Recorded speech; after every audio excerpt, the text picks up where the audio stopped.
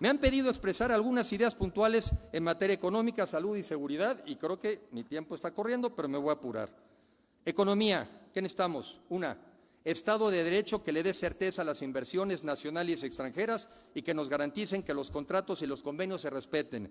En un ambiente donde no hay certeza jurídica, no hay inversión, y sin inversión no hay crecimiento económico ni empleo. ¿Qué necesitamos? Dos, infraestructura y logística de calidad para poder mover nuestros productos al costo más barato y en el menor tiempo posible. Por eso vamos a volver a construir el aeropuerto de Texcoco. Infraestructura que sí sirva. Muy buenas tardes, tengan todos y todas ustedes. Antes que nada quiero iniciar reconociendo el acierto de nuestra dirigencia de convocar a este foro de diálogos por México, tan necesario para el priismo, pero sobre todo también para el país en general. Reconozco también el talento y las aportaciones de mis compañeras y compañeros Beatriz Paredes, Ildefonso Guajardo, Alejandro Murat, José Ángel Gurría, Claudia Ruiz Massieu, Esteban Villegas y Miguel Riquelme. En especial felicito a Esteban, quien además de simpático, ¿verdad?, quien con su liderazgo y oficio político, pero sobre todo con el apoyo de todos ustedes, de compañeros priistas, conquistamos una victoria emblemática para nuestro partido y la alianza Va por México en Durango. ¡Felicidades!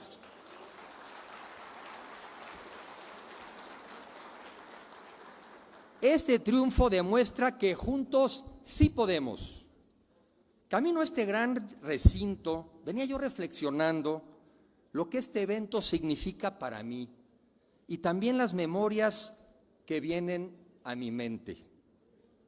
Gracias a la oportunidad que le dio el PRI y el voto de los mexicanos, mi padre fue presidente de la República.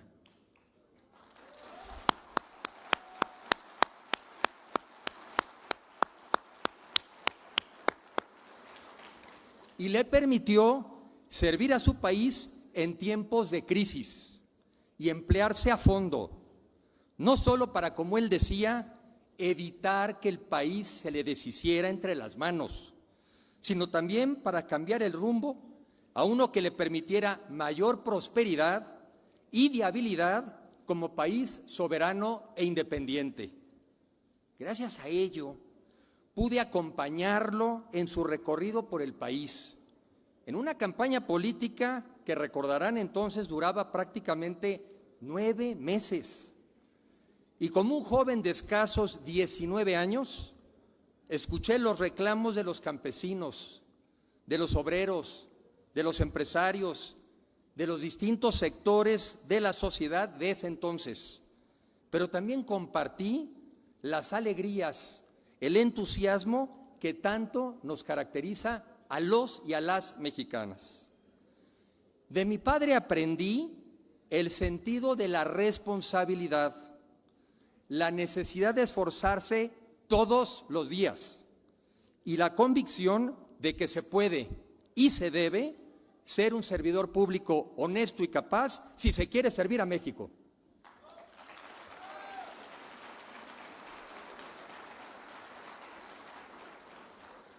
Gracias al PRI fui diputado en la 58 legislatura.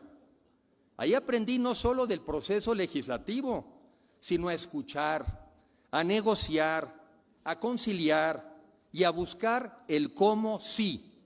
Y también de la importancia de asumirnos mexicanos, antes que nada, y que la pertenencia a un partido político distinto no es argumento para no llegar a acuerdos que beneficien a la mayoría de los mexicanos. Competí por el PRI y otros partidos a la jefatura de la delegación Álvaro Obregón y gané en conocimiento, en sensibilidad y en experiencia, ya que vi y palpé la enorme desigualdad que también se da en nuestro México urbano. Una delegación llena de contrastes y una desigualdad de oportunidades que es justamente la que tenemos que resolver. Me viene a la memoria haber visitado una casa pobre donde tenían a un niño amarrado, prácticamente con cadenas, y seguramente porque los padres no tenían dónde dejarlo cuando ellos tenían a trabajar. esa memoria la tengo grabada en el corazón. Finalmente, en una administración emanada del PRI, es que fui nombrado secretario de Estado, en una secretaría que es particularmente importante para el país, donde el turismo es uno de los sectores más grandes, de los que más empleos generan, que más mujeres y jóvenes ocupan y además ofrece la mejor cara de los mexicanos al mundo. Y fue ahí que llegamos a ser el 6º país más visitado del mundo en el año 2017. Por todas estas razones, hoy es para mí un día muy especial y estoy muy contento y orgulloso de estar con todos ustedes.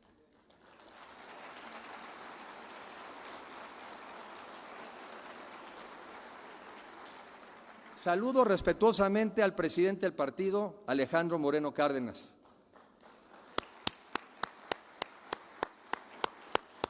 A su secretaria general, a las y a los miembros del Comité Ejecutivo Nacional, a los exgobernadores y exdirigentes del partido, senadores, diputados federales y locales, presidentes municipales y a todos los priistas en general, a los presentes y a los que nos están viendo a través de los medios de comunicación y de los cuales yo me siento, de todos ellos, muy orgulloso.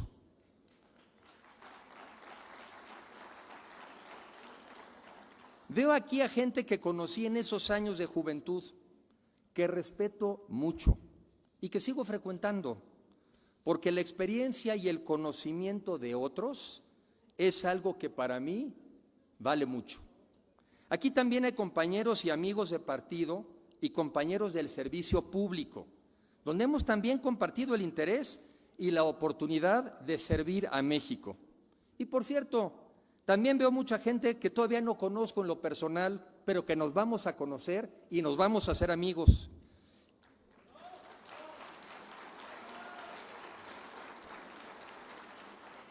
Y esto habla de la gran movilidad de este partido y donde las diferentes generaciones tenemos que ponernos de acuerdo para construir el mejor México posible.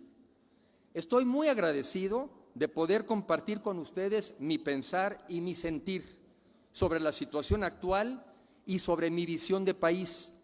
El México que podemos llegar a ser si nos lo proponemos y nos ponemos todos de acuerdo.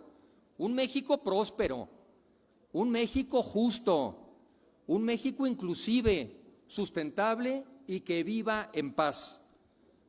Pero también estoy muy preocupado del México que podemos ir a dar. Un México en donde podemos entonces tener más pobreza, más hambre, más violento, más contaminado, más autoritario, donde millones de mexicanos y mexicanas, y en especial los jóvenes, dejen de ver a México como el lugar donde quieran vivir y formar a sus familias. Eso no lo vamos a permitir.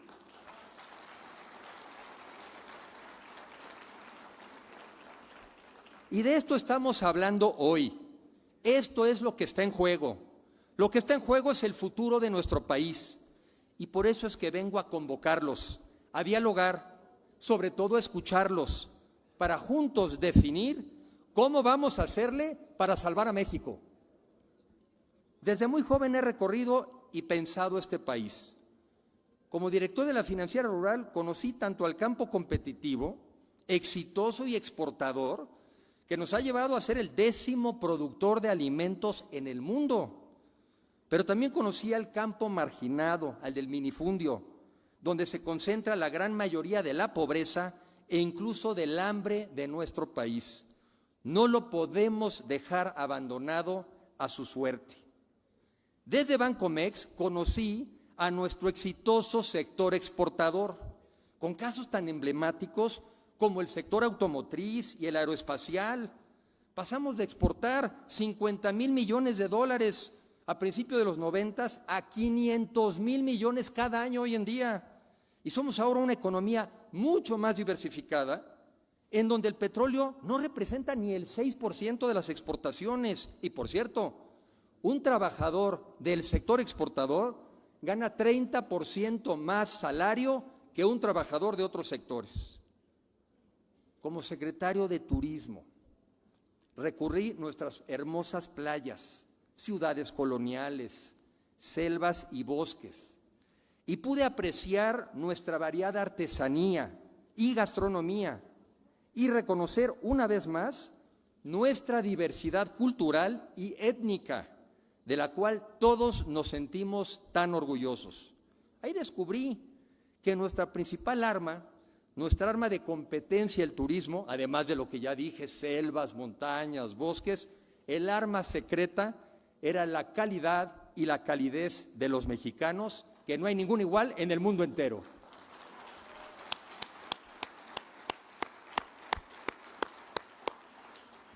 Y en los últimos meses, desde el ámbito de la academia, he estado recorriendo nuestras ciudades, que es donde hoy vive el 80% de nuestra población y que es el lugar donde debemos de resolver nuestras necesidades de empleo, de alimentación, de vestido, de vivienda, de movilidad, de educación, de salud.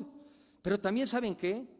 Generar las condiciones para que cada uno de nosotros y de nosotras lleguemos a ser quien queramos ser.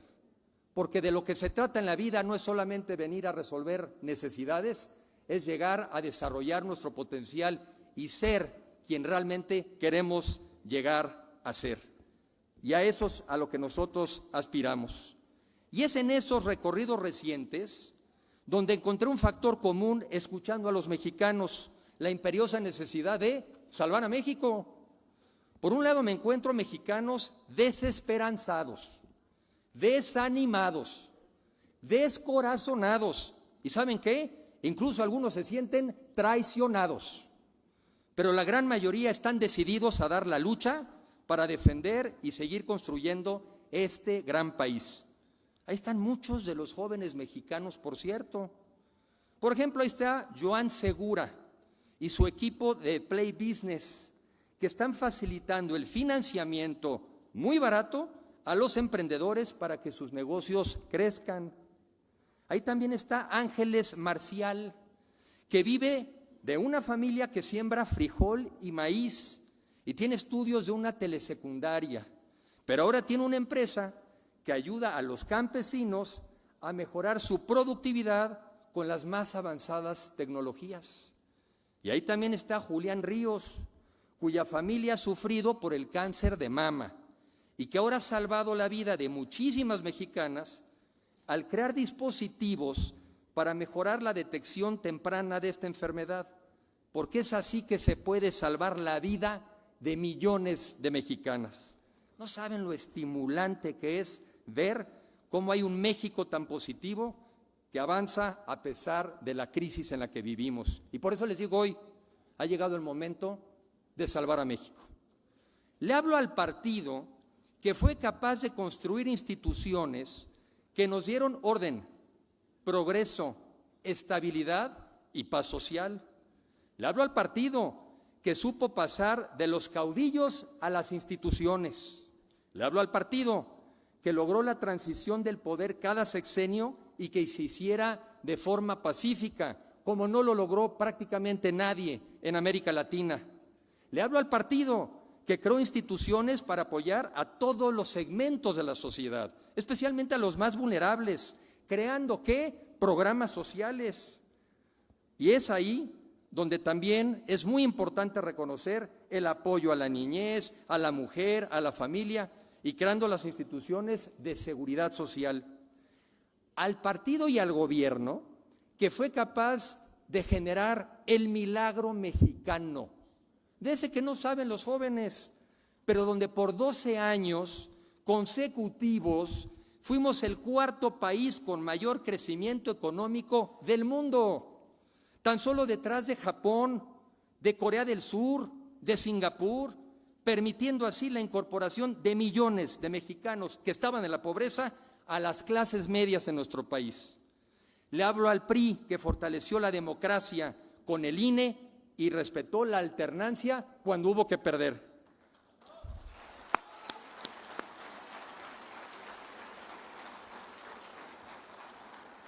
Hago un llamado a la defensa del INE, porque defender el INE es defender la democracia y las libertades de los mexicanos.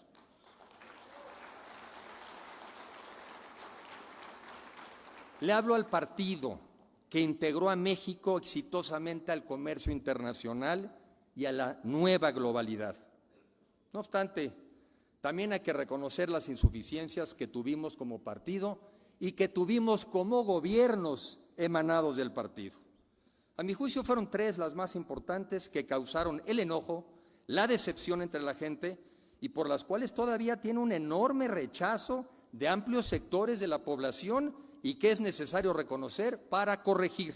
Primero, el PRI no fue capaz de reducir la brecha de la desigualdad y la pobreza, una situación verdaderamente ofensiva, injusta e inaceptable, donde 52 millones de mexicanos se encontraban en situación de pobreza todavía en el año 2018. Segundo, el PRI no fue capaz de enfrentar exitosamente a la delincuencia y pacificar al país. Y tercero, el PRI fue omiso y tolerante ante actos ofensivos de corrupción de algunos de sus miembros que desprestigiaron al partido y enojaron a millones de mexicanos y mexicanas. La democracia sirve para eso, para castigar y mandar un mensaje a los gobernantes cuando las cosas no están bien. Y hay que reconocerlo y asimilarlo y sobre todo comprometernos a que no volverá a pasar.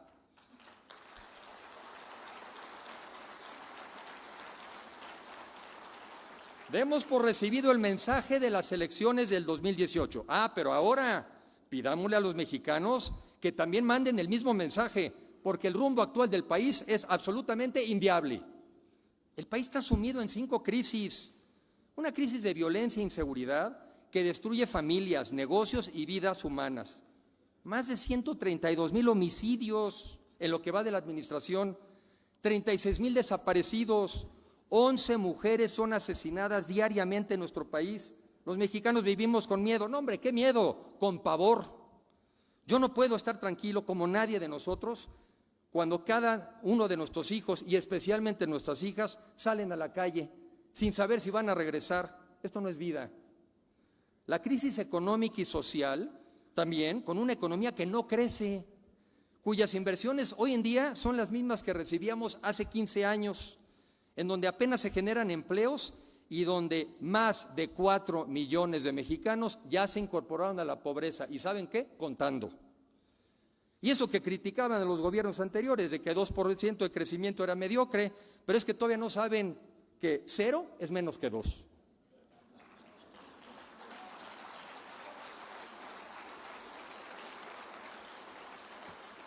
Y por si esto no fuera suficiente, pues ahora ponen en riesgo nuestra relación con Estados Unidos y Canadá, en donde exportamos el 80% de nuestros bienes y de donde recibimos el 80% de los turistas internacionales. Una crisis de salud que le costó la vida a más de 650,000 personas durante la pandemia y que ha dejado sin servicios de salud a más de 16 millones de mexicanos a partir de la cancelación sin sentido del Seguro Popular. Además, los servicios de salud son cada vez más caóticos, un desabasto de medicinas como nunca, y todo ello a pesar del desempeño heroico de doctores, de enfermeras, de personal médico que reciben a cambio del gobierno carencia de insumos y maltrato. Por ejemplo, ahí está el caso de Pilar, paisana, de Tecomán, de Colima, una mujer muy valiente, con cáncer, que tuvo que recorrer a las redes sociales para poder ejercer su derecho a la salud. Y eso porque es ella de las que sí alza la voz.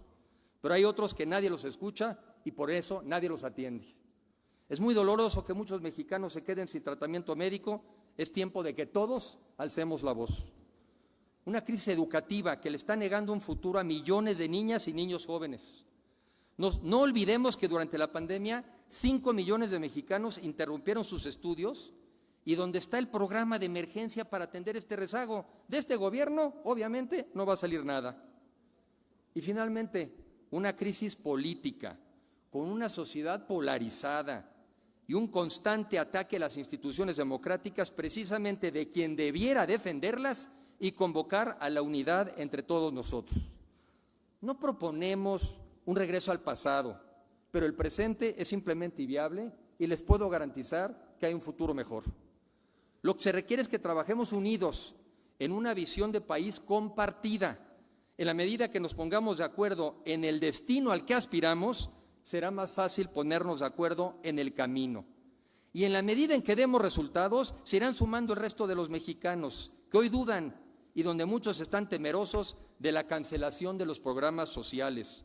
Aprovecho para decir que esos programas sociales están en la Constitución, que los votamos también nosotros, los pagamos los mexicanos de nuestros impuestos, no son regalo de nadie.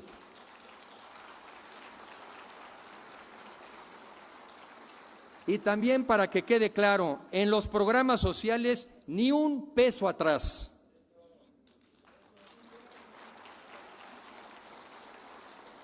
El destino que yo propongo a discusión es consolidarnos como un país de clases medias, en democracia y en libertad. Y para lograrlo requerimos el apoyo mayoritario de los mexicanos para acceder al poder y desde ahí cambiar el rumbo del país. Igualmente importante será una nueva visión de empresa con sentido social y una sociedad más participativa.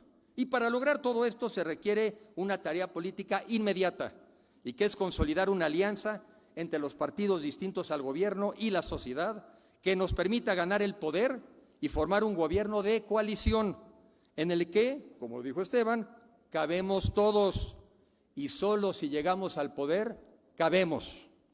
Es así como podemos otra vez salvar a México.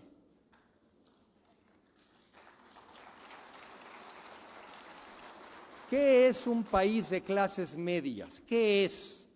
Es un país donde no hay pobreza extrema, donde no hay hambre, y a través de buenas políticas públicas y un México generoso, crearemos las condiciones para que todos los que quieran y se esfuercen salgan de la condición de pobreza. Para ello necesitamos una economía que crezca mucho, que genere muchos empleos, cada vez más calificados y mejor pagados, que nos alcance a todos para vivir con dignidad. Clase media no es una clase, no es un estatus, es alcanzar un nivel de vida. No importa a qué te dediques, si eres campesino, si eres productor, si eres conductor de Uber, si eres conductor de coche, si eres maestro, si eres burócrata, si eres enfermera, si eres médico, si eres ingeniero. De lo que se trata es que tengamos oportunidades de progresar nosotros y nuestras familias y vivir con dignidad. Y esto es con lo que ganamos, que te alcance para comer suficientemente y sanamente 3 veces al día, tener acceso a una vivienda, sea propia o rentada, vestido, acceso a un sistema público de educación y de salud de calidad, servicios públicos adecuados de agua, de transporte, de espacios públicos y ¿saben qué? Un Estado de Derecho que proteja nuestras vidas, nuestro patrimonio y nuestras familias. Y como dije antes, todo esto en democracia, donde podamos elegir a nuestros gobernantes con contrapesos, separación de poderes y respeto a nuestras libertades. Antes de elaborar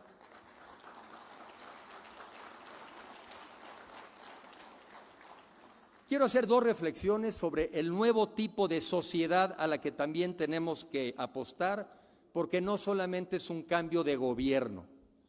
Quienes generan las inversiones, el crecimiento económico y los empleos en el país son las empresas.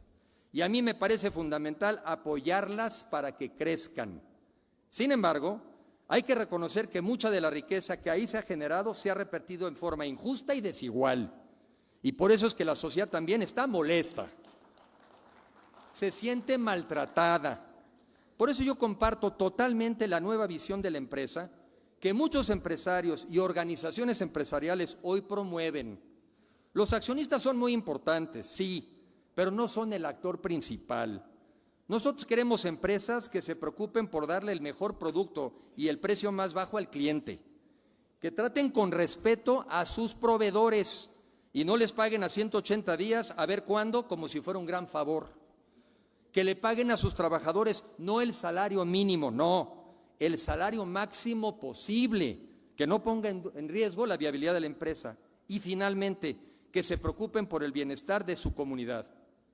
También necesitamos una sociedad más participativa, más solidaria, que se involucre, que no parezca que está siendo mera espectadora, que no sienta que no puede hacer algo, que no puede hacer la diferencia, ya sea porque realmente lo creen o porque ahí encontraron una zona de comodidad y de confort. Todos podemos y debemos ser agentes de cambio.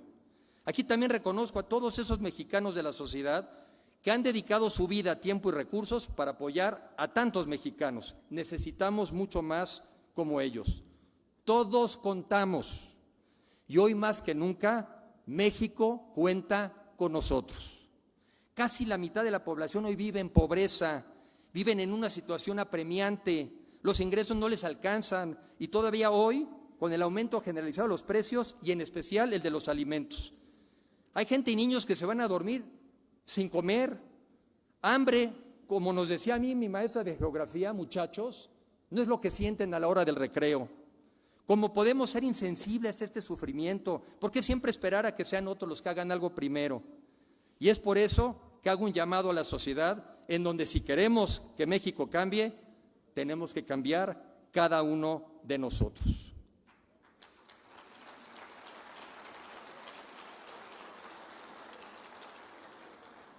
Me han pedido expresar algunas ideas puntuales en materia económica, salud y seguridad, y creo que mi tiempo está corriendo, pero me voy a apurar.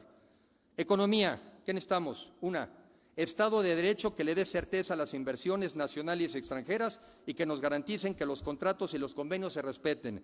En un ambiente donde no hay certeza jurídica, no hay inversión, y sin inversión no hay crecimiento económico ni empleo.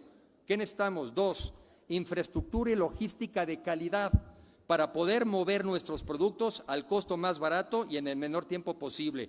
Por eso vamos a volver a construir el aeropuerto de Texcoco. Infraestructura que sí sirva.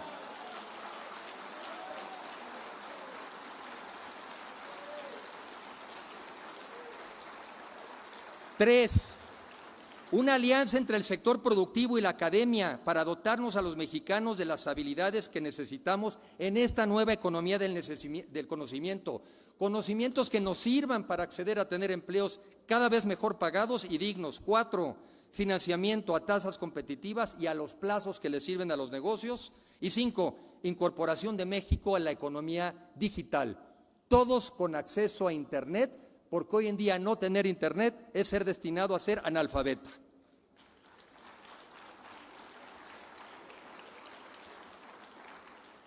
Particular énfasis le vamos a dar a las pymes, que es donde se concentra el mayor número de empresas y empleos de los mexicanos. Primero, ¿qué vamos a hacer? Tirar a la basura todas las regulaciones que no sirven. Pero ¿cómo estorban? Segundo, revisar el esquema fiscal, laboral y de seguridad social que se le aplica a las pymes y que encarecen un México para una economía formal. Y tercero, incorporarlos a las cadenas de proveeduría del sector público, pagarles bien y pagarles a tiempo. Me voy a la parte de seguridad porque es muy importante. Primero, para un país seguro se necesita una economía vigorosa y que crezca. Segundo, una estrategia de prevención del delito, porque lo que queremos no es más cárceles, sino menos delincuentes. Y esto empieza por apoyar a las familias mexicanas para que formemos y acompañemos mejor a nuestros hijos, con instancias infantiles, con escuelas de tiempo completo, con horarios flexibles, con actividades deportivas, con la atención de los estados a los jóvenes también con adicciones.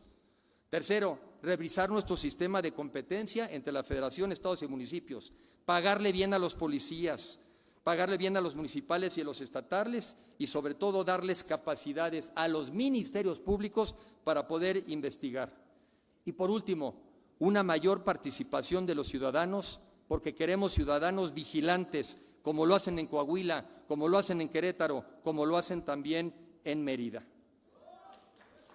Mare. Y en la parte de salud, lo que necesitamos es un sistema de salud universal, que significa que todos los mexicanos, por el solo hecho de serlo, tengamos acceso a los mismos servicios de salud y de la misma calidad. Un sistema enfocado a la prevención, porque aquí también no se trata de tener más hospitales, sino de tener menos enfermos y promover estilos de vida saludables. Un sistema que combine lo público y lo privado, con financiamiento público, pero donde nos podamos atender también en hospitales privados y reconozcamos que hoy 25,000 farmacias privadas son las que han atendido a un buen número de mexicanos. Y un sistema donde los mexicanos podemos decidir dónde queremos que nos atiendan. Déjenme decirles, como palabras finales, qué es lo que a mí me mueve, qué es lo que a mí me motiva. A mí lo que me motiva es que sé el México que podemos alcanzar y llegar a ser. Sé que podemos ser ese México próspero, incluyente, sustentable y que vivamos en paz. Eso me mueve. Pero también me mueve el temor del país al que podemos ir a dar si no nos ponemos de acuerdo los mexicanos. Muchos mexicanos que nos han antecedido han hecho cosas de las que hoy nos sentimos muy orgullosos. Pero la pregunta es, ¿qué vamos a hacer nosotros? ¿Qué va a hacer esta generación? ¿Qué papel vamos a jugar? Y siempre he pensado que aquí por ahí del año 2050 van a hacer una evaluación de nuestra generación. Y va a haber solamente 2 evaluaciones. Y una pudiera decir, qué caray, qué chiquitos y chiquitas nos salieron los mexicanos de los 20, que no se pusieron de acuerdo, que no entendieron el momento, que no se supieron unir, que todo les parecía grandote, que todo les parecía un problema. Y mira el México que nos dejaron, donde estamos en pobreza, en violencia, donde estamos confrontados y ahora somos la 25ª economía del mundo. O podrán decir, qué fregones y fregonas nos resultaron los mexicanos de los 20, que a pesar de que todo se veía difícil, a pesar de que todo se veía complicado, se pusieron de acuerdo. Se pusieron de acuerdo en sus coincidencias, dejaron al lado sus diferencias. Y hoy, gracias a esos mexicanos de los 20, es que somos una de las primeras 10 economías del mundo, la pobreza extrema se ha eliminado, no tenemos hambre y todos los mexicanos podemos prosperar. Y la pregunta es, ¿de qué mexicanos va a ser cada uno de nosotros? Yo sé dónde quiero yo estar y estoy listo para eso.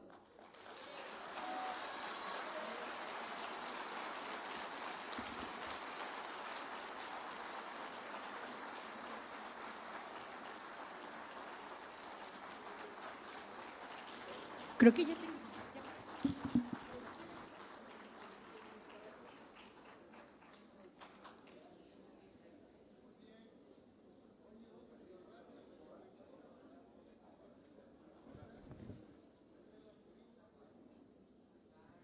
Gracias. Aquí andaba. No me voy porque me faltan las preguntas y respuestas. Enrique, tienes 15 minutos. A ver si por aquí alguien me ayuda con este micrófono. 15 minutos también. Ya se oye. Sí. Para responder. Gracias, Mónica. Las preguntas que ya tenemos aquí y vamos a elegir al azar.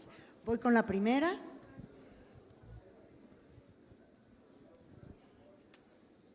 Mira, algo tan golpeado que tenemos en los últimos años, que es la ciencia y la tecnología. ¿Cómo promoverías la inversión en ciencia y tecnología en este país como impulsores del desarrollo? A ver, uno de los temas más importantes, y platicó algo ya Esteban de ello, es que vivimos en una economía diferente, en una economía del conocimiento, en una economía del Internet. Y hoy en día la manera como nos comunicamos, la manera como compramos, la manera incluso algunos hasta como conocen pareja, la manera como analizamos muchas cosas es a través de esta economía del Internet. Y en la economía del conocimiento, lo que tenemos que privilegiar es el conocimiento y la información. Este gobierno también ha abandonado la inversión en la ciencia y la tecnología. Y soy un convencido de que es la tecnología la que marca el símbolo de nuestros tiempos. Les voy a poner ejemplos. Hoy en día, con un relojito como el que traigo yo aquí, y que seguramente nos podríamos poner todos, podríamos estar mandando señales, por ejemplo, de nuestro pulso, de la presión, del ritmo cardíaco. Por cierto, seguramente en la mañana, por ahí entre 9 y 10 de la mañana, el ritmo cardíaco estaría muy activo. Y algunos dirían, oye, pues los mexicanos traen un problema, y uno les dirá, no te preocupes, simplemente están viendo la mañanera. Entonces la ciencia y la tecnología nos va a permitir detectar muchas de nuestras enfermedades a tiempo. Nos va a permitir también incentivar a aquellos mexicanos que están teniendo estilos de vida saludable. Pero la tecnología nos va a también permitir atender los temas de la inseguridad. También con inteligencias que se puede detectar a las organizaciones de crimen. Hay ciudades en el mundo donde no ves policías, pero está lleno de cámaras. La ciencia es la que ha permitido, por ejemplo, que hoy tú puedas detectar a una persona, que incluso un bebé que todavía no ha nacido, y tú ya le puedas hacer algunas modificaciones genéticas para que nazca de manera sana. ¿Qué quiero decir? México no puede quedarse atrás. Y si queremos un México mejor, un México más justo, más incluyente, los mexicanos le tenemos que meter a la tecnología. Último comentario. En Estados Unidos, mucha de esa investigación se hace en las universidades. Sí, pero quien la paga es el Estado y se paga con los impuestos. Comenzaste con el tema de la seguridad. Hay aquí una pregunta sobre el tema de la seguridad social y yo incluiría algo sobre el tema de la seguridad en los medios de comunicación. El cobro de piso por parte del crimen organizado causa el cierre de miles de negocios a nivel nacional.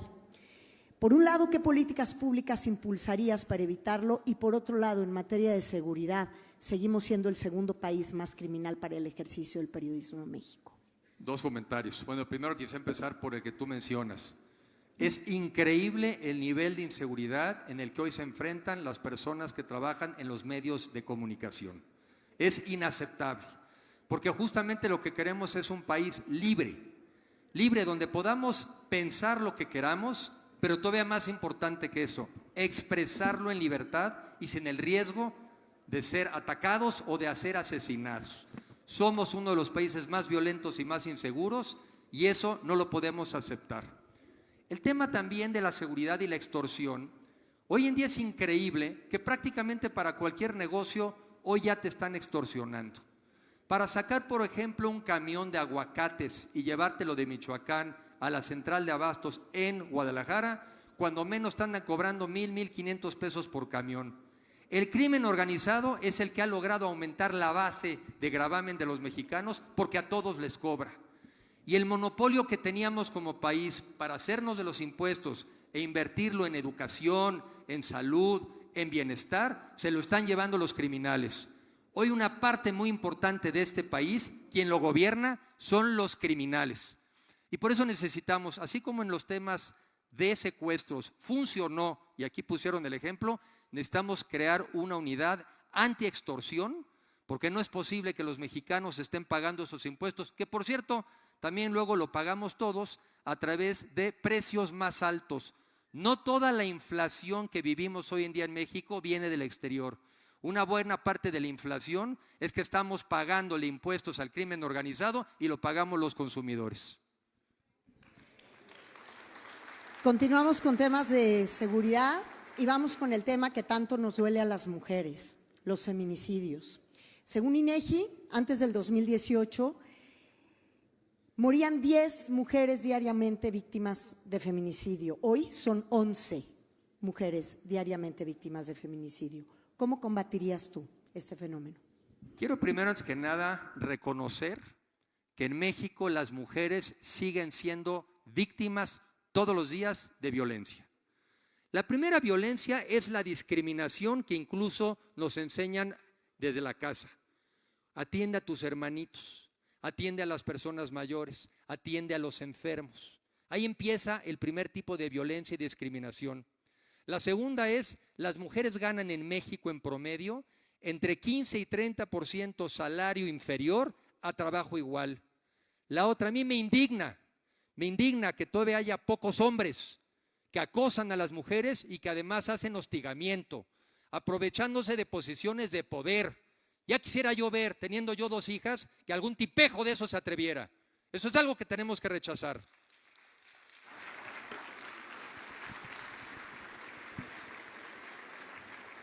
Y por eso lo que tenemos que hacer es trabajar desde la familia, desde la escuela, a enseñarnos que somos iguales, que nos debemos respeto, que no son objeto, y porque muchos hombres son violentos con las mujeres porque sienten que al ser un objeto y deberles servicio, les están compitiendo, les están quitando oportunidades laborales. Y el punto final, obviamente, el acto mayor de violencia, lo que es el feminicidio. En México tenemos que hacer una denuncia y un compromiso, no solo de las mujeres, sino de los hombres, que tenemos que aprender esta nueva, que le llaman esta nueva masculinidad. De no hacerlo así, seguiremos viviendo una sociedad violenta.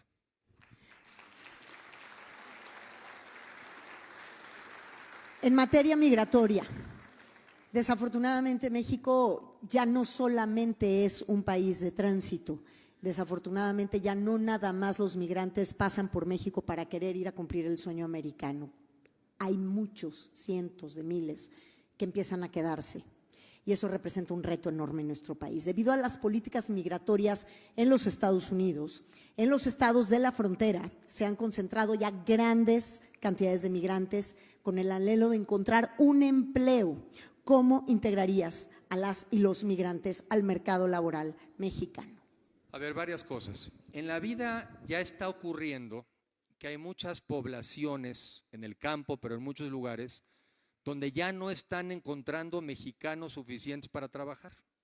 Eso sobre todo está ocurriendo en el sur del país, ya está ocurriendo, porque al final del día, pues muchos de nuestros mexicanos pues también han emigrado al exterior.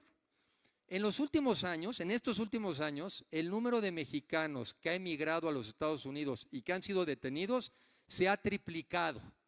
O sea, eso también es muestra del fracaso de nuestra política económica de no generar empleos.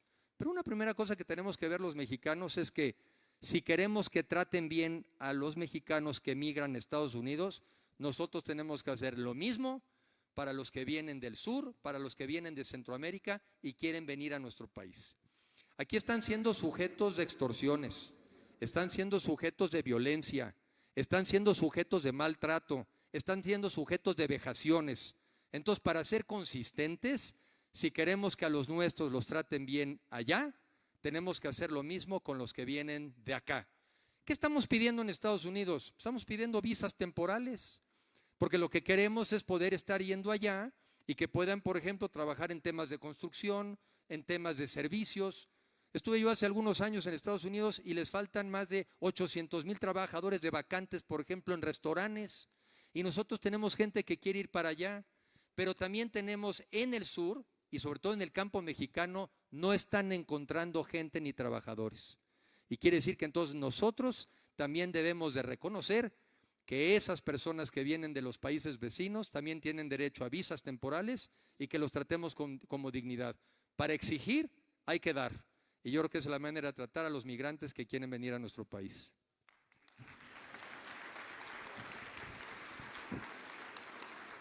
Según datos del INEGI, el 73.7% de la población le preocupa la inseguridad pública en México.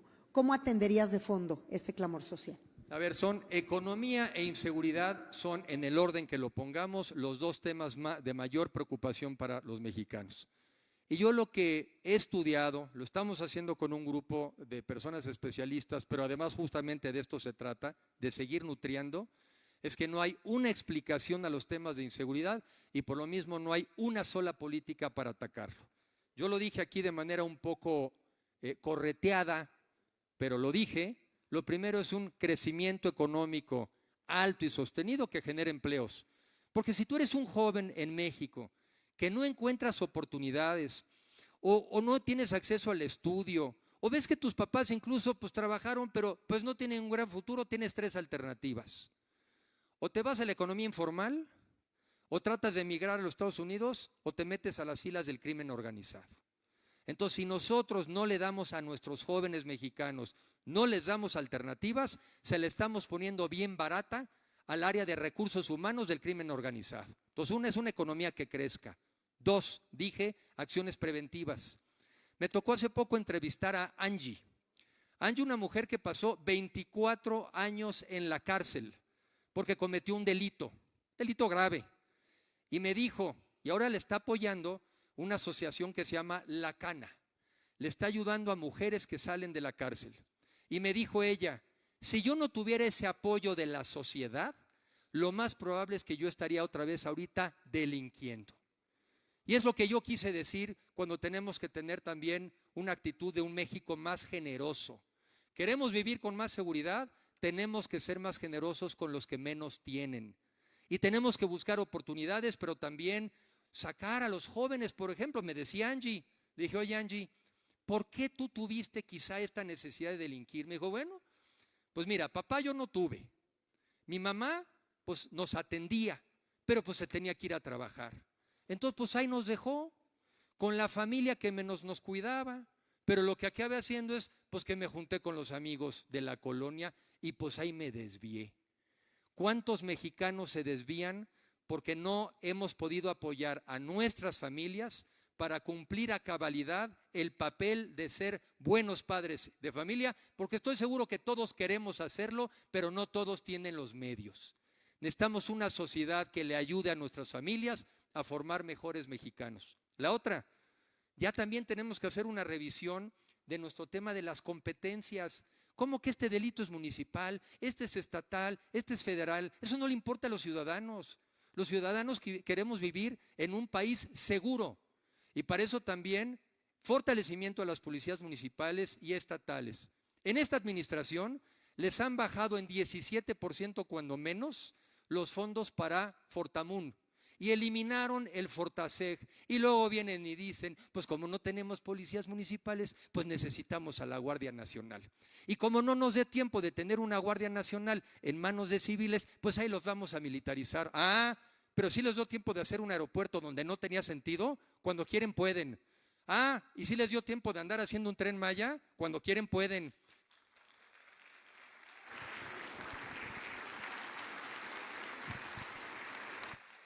Ah, y construyen una refinería que se va a hundir y por lo mismo va a ser la primera refinería acuática, que eso sí va a ser la primera del mundo.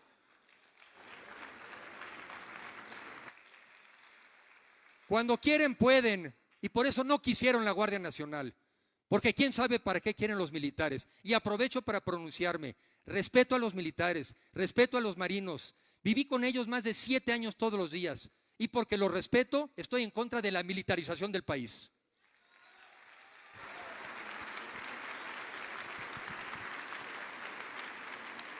Porque no pensamos igual, y qué bueno que no.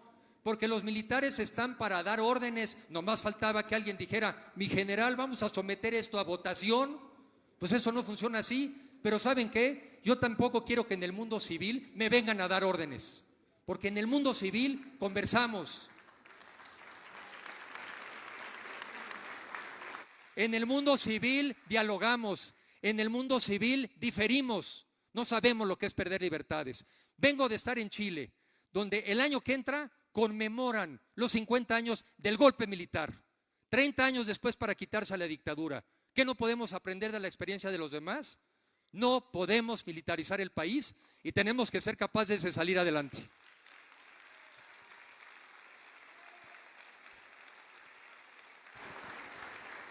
$12 segundos para una conclusión brevísima, exsecretario. México puede ser un mucho mejor país que el que hoy tenemos, un mucho mejor país para todos, pero sobre todo para nuestros hijos. Eso es lo que está en juego. Muchísimas gracias por esta ponencia al exsecretario Enrique de la Madrid.